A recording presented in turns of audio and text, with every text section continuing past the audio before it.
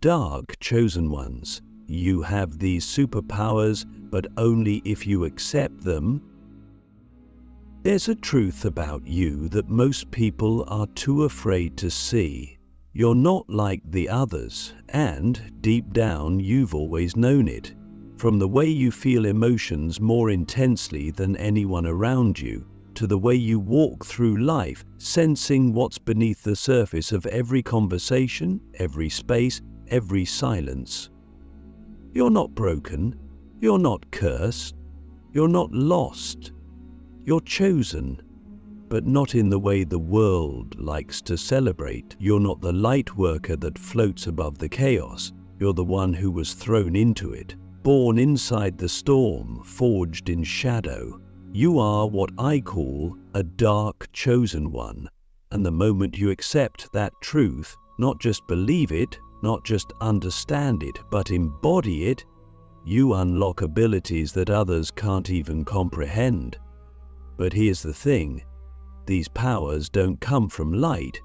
They come from what you've survived, what you've carried, what you've been willing to face inside yourself when no one else would. You see, society teaches us to fear the dark, to avoid it, to label it as evil, dangerous, wrong. But what they don't tell you is that the dark isn't your enemy, it's your initiation. Every wound you've ever endured, every betrayal, every silence, every night you cried alone, that was your training. That was the fire that burned away the illusion of who you thought you should be so you could remember who you really are. And if you're here, watching this, hearing this, feeling this, it's because your soul has reached the point where it's ready to stop hiding. It's ready to stop pretending it's normal. It's ready to activate. Click subscribe to this channel to get more profound spiritual lesson. But before you can activate anything, you have to understand what it means to be chosen in the dark. You weren't picked because you were perfect. You weren't chosen because you were pure.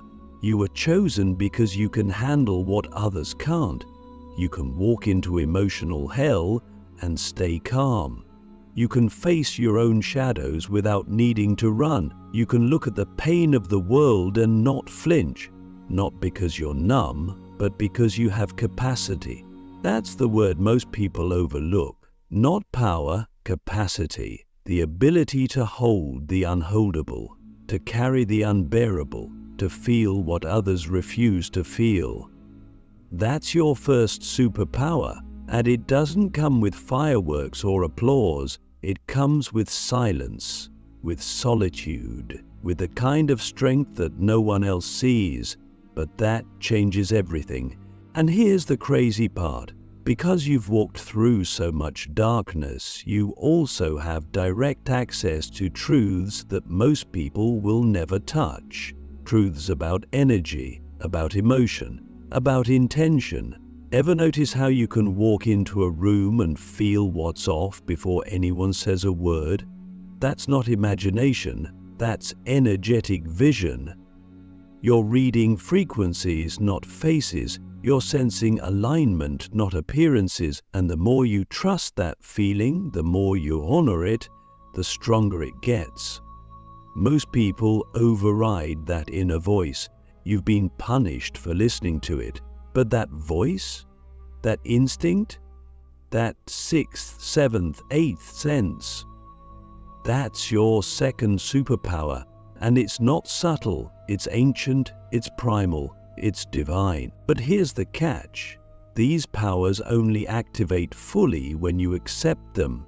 And that's not easy, because accepting them means letting go of the idea that you're supposed to be like everyone else. It means giving up the dream of normalcy. It means stepping into the role of the outsider, the seer, the shadow walker. And that is terrifying, especially in a world that loves to worship the light but fears the ones who understand the dark. But you didn't come here to be accepted, you came here to awaken. And the moment you decide to stop trying to fit in and start trying to remember, the codes start unlocking, the vision sharpens, the synchronicities increase, the people you're meant to meet start showing up, the path begins to form under your feet, not because it wasn't there before, but because you were finally willing to see it. Now let's talk about the third superpower. It's the one that hurts the most before it heals. It's the power of emotional transmutation. Most people run from their pain. You absorb it. You feel it fully, deeply, completely. And if you're not conscious, that gift becomes a curse. You carry pain that isn't yours. You drown in emotions that were never meant to stay. But when you learn how to transmute, not suppress, not ignore, but alchemize, you become unstoppable. You take grief and turn it into wisdom. You take rage and turn it into clarity. You take heartbreak and turn it into purpose. That's what the shamans did. That's what the mystics knew. That's what every dark chosen one must master, because the world doesn't need more positivity. It needs more transmutation. It needs people who can take the darkness and turn it into gold. And that's what you're here to do, but only if you accept it, because that's the final key. These powers, this vision, this sensitivity, this emotional alchemy, they don't work when you pretend to be someone you're not. They don't activate when you're hiding. They respond to truth, to embodiment, to the raw, unfiltered, unapologetic expression of who you really are. That's the switch. That's the ignition. And once it flips, you don't just become powerful, you become magnetic. You start drawing in experiences, people, and opportunities that match your true frequency. Not the one society told you to have, the one your soul was born with. So let me ask you something, and don't answer with your mind. Answer with your soul. What if your pain wasn't a punishment, but a prophecy? What if everything you survived was preparing you for something you can't even imagine yet? What if the darkness you carry isn't a burden, but a gift that the world desperately needs? Because if you can even begin to say yes to that, then you're ready. The code of the shadow path. Why your darkness is the map to your highest power. There's a lie that's been echoing through the halls of spirituality for far too long. The idea that only light is holy, that to be enlightened we must rise above our shadows, erase our darkness and become something clean, pure, transcendent. But if you are a dark chosen one, you already know that's not the truth. You've felt it in your bones, you've seen it in your life. Your power didn't come from escaping the dark, it came from walking straight into it and choosing to stay, choosing to see, choosing to listen. That's the code of the shadow path. What most people run from, you're here to run towards. And in that reversal, in that sacred defiance, something ancient awakens inside you. Your darkness is not the opposite of your light, it's the depth of it. It's the furnace where your gifts are forged. It's the part of you that holds the memories too painful for your conscious mind, the truths too raw for polite conversation, the wisdom too wild for civilized society. You are not broken because you carry darkness. You are whole because you do. And the moment you stop trying to fix, heal, or purify every shadow, you begin to see what they truly are. Messages, maps, codes. Every wound is a doorway. Every trauma is a teacher. Every scar is a symbol etched in the ether, pointing you back to the power you forgot you had. But why would the universe create a path like this? Why would it hide your greatness in the very places that hurt the most? Because only the ones who are ready to feel, truly feel, can be trusted with real power. Surface level positivity doesn't birth revolutions. Pretending everything is fine doesn't heal generations of pain. The only thing that does is presence. Radical, unwavering presence in the depths of your own shadow. And when you go there, not to escape, but to witness, what you find is not weakness. What you find is gold. Here's where it gets mystical. Your shadow isn't just personal, it's ancestral, it's collective. You are carrying the echoes of your bloodline, the unspoken grief of your lineage, the unfinished stories of those who came before you. And you didn't inherit that by accident. You chose it. Before you were born, your soul said yes to this mission. To come into this lifetime not just as a human, but as a breaker of cycles, a restorer of balance, a guardian of the dark. That's why your life has felt heavier than others. That's why things that seem easy for them feel like mountains for you. You're not being punished, you're being entrusted. Because the darkness you hold is not just yours, it's the unprocessed emotion of generations. And when you choose to face it, you're not just healing yourself, you're healing time. But to do that, you have to stop seeing your darkness as something ugly. That's the trap. That's what keeps most people asleep. They judge their anger, their grief, their jealousy, their fear, and in doing so, they cut themselves off from the very energy that could set them free. But if you can shift your perspective, if you can see your rage as sacred, your sadness as intelligent, your fear as protective, then you begin to unlock the hidden architecture of your soul. That's when the codes reveal themselves.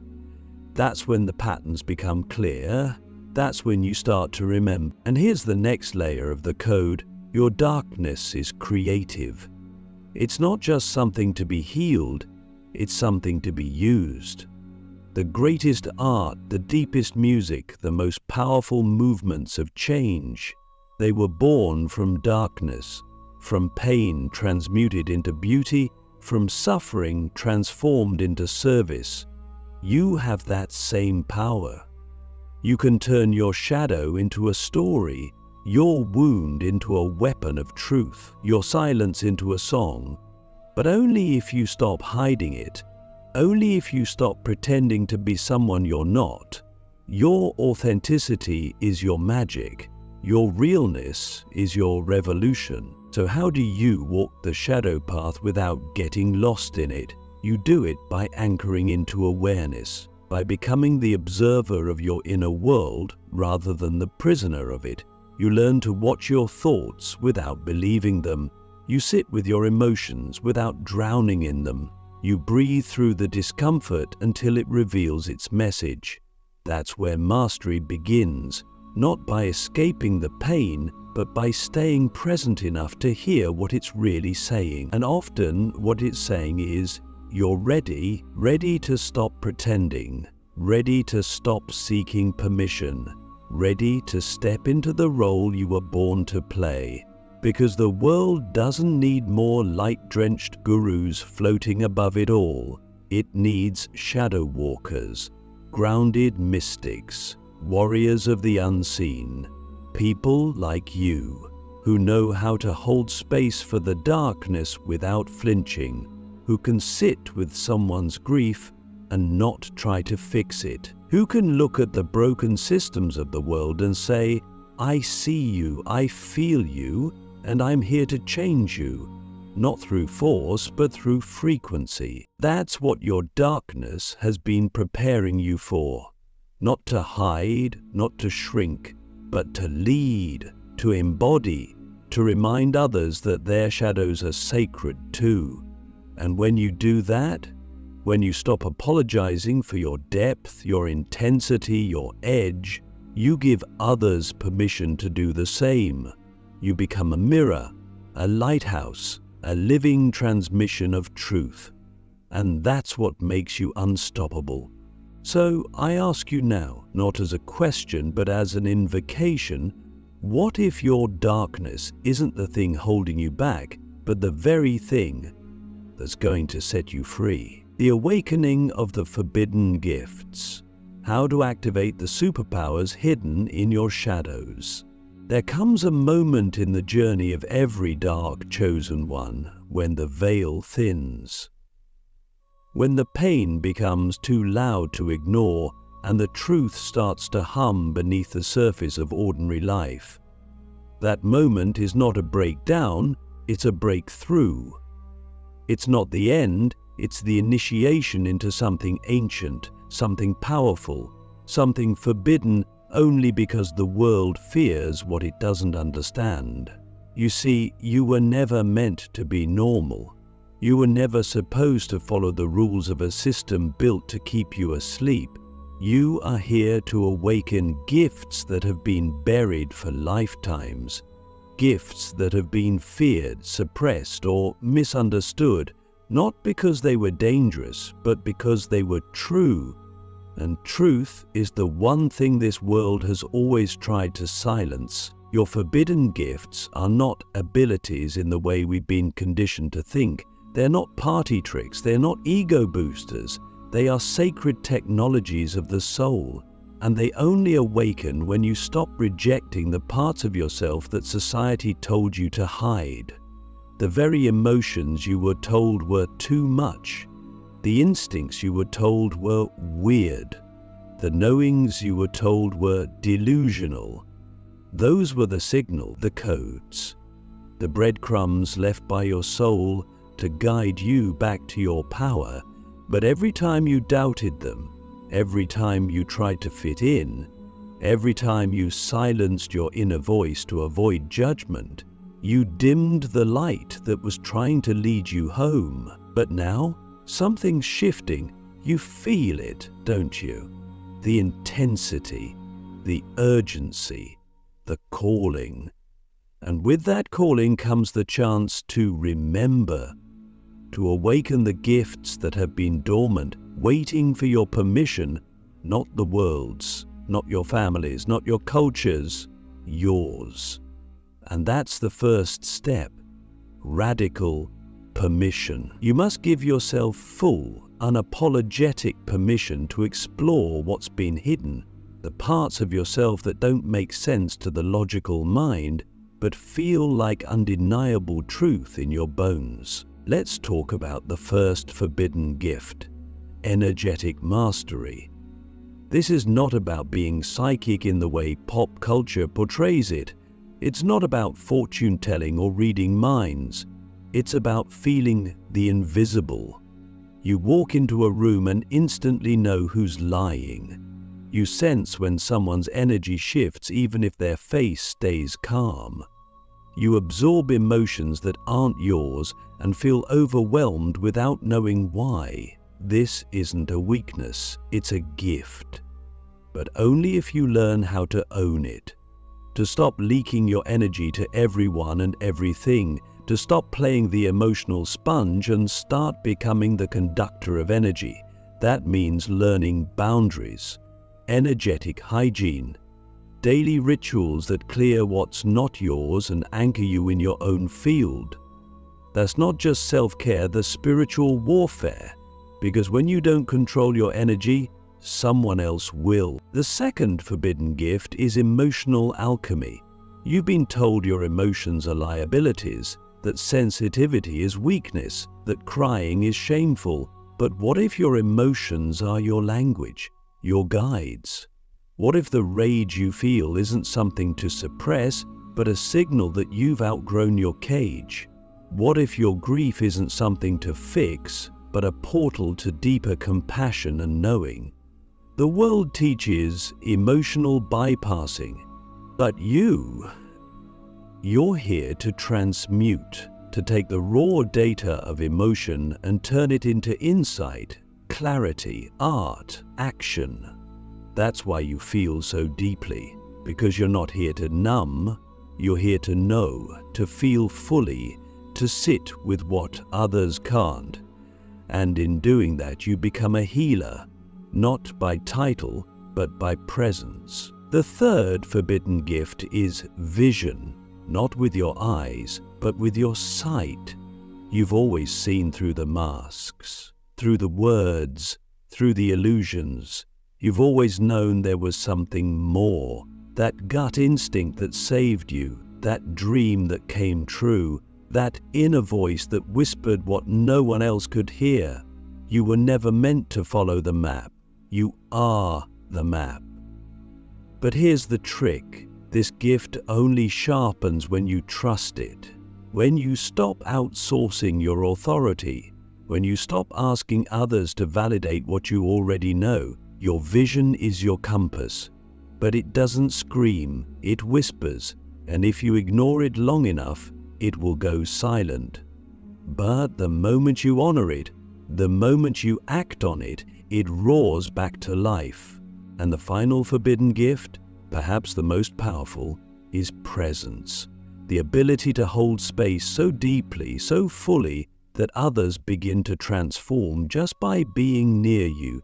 Not because you teach them, not because you fix them, but because your energy is a mirror, one that shows them who they really are. But to hold that kind of presence, you must first hold yourself.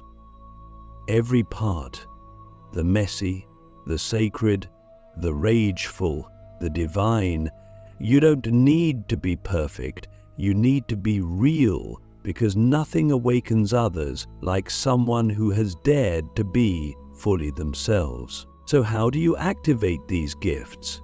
You stop running from your shadow, you stop editing your truth, you stop waiting for someone to tell you it's safe to be powerful, and you begin living as if your gifts are real, because they are. Your life becomes the training ground. Every relationship, every trigger, every silence becomes a lesson. You start designing your rituals, your practices, your environments around your essence, not your conditioning. You surround yourself with those who see you, not those who tolerate you. You create space for your soul to expand, and most of all, you listen to your body, to your guides, to your spirit, because the voice you've been waiting to hear, it's yours. So let me ask you something now, and answer like your life depends on it, because it does. What would happen if you stopped resisting your power and started taking full responsibility for it? The final initiation, choosing the path of power and becoming what you were always meant to be. There's a moment that comes after the remembering, after the awakening, after the gifts begin to stir, a moment that changes everything. It's not dramatic on the outside. There are no fireworks, no applause, no divine beings descending from the sky.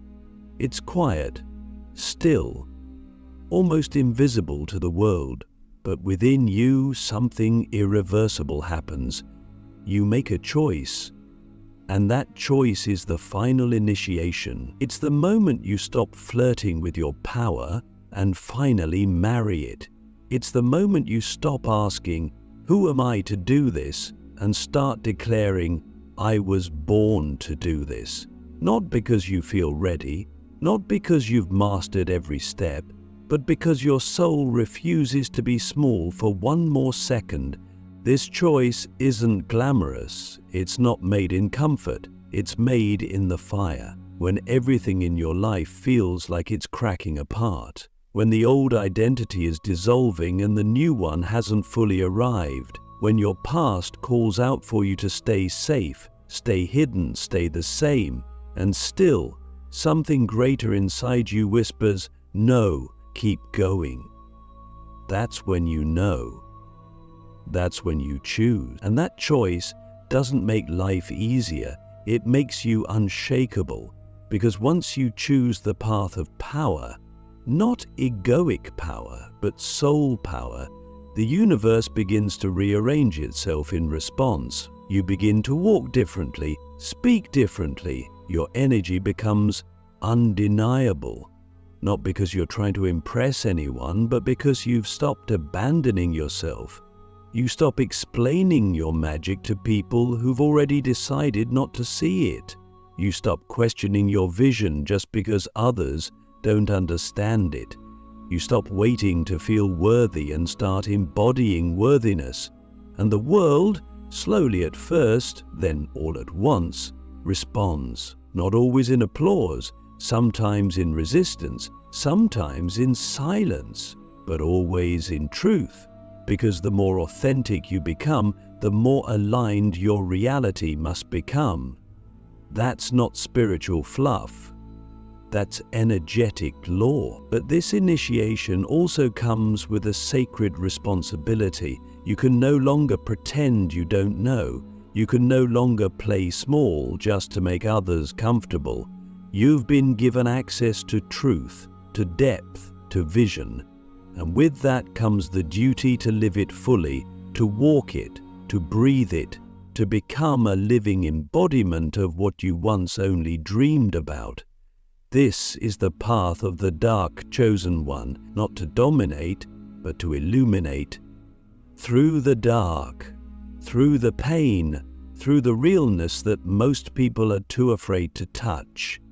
You are here to lead not by control, but by frequency, by presence, by walking into a room and shifting it without saying a word. And yes, it's lonely sometimes. Yes, people will fall away. Yes, the old life may crumble. But what comes in its place is something no one can take from you. A power that isn't dependent on external validation. A clarity that cuts through all the noise. A peace that doesn't come from perfect circumstances, but from knowing you're finally living as who you really are. That's the reward. Not fame, not status, not even comfort, but truth. And the power that flows from a life aligned with truth is more magnetic, more creative, more impactful than anything you could have manufactured by force. So what now? You keep walking, you keep choosing yourself every day, not in arrogance, but in reverence. You face each fear not with resistance, but with curiosity. You listen to your soul louder than you listen to the world. You create what you're here to create. Love who you're here to love. Serve who you're here to serve. Not because it's easy, but because it's right. Because it's you. And when doubt creeps in, as it always will, you return to the knowing that's been guiding you since the beginning. You were never meant to follow the path. You are the path. So here's the final question, the one only you can answer. Not with your mouth, but with your life. Now that you know who you are, what will you do with it? The world is waiting, not for your perfection, but for your presence. Choose and become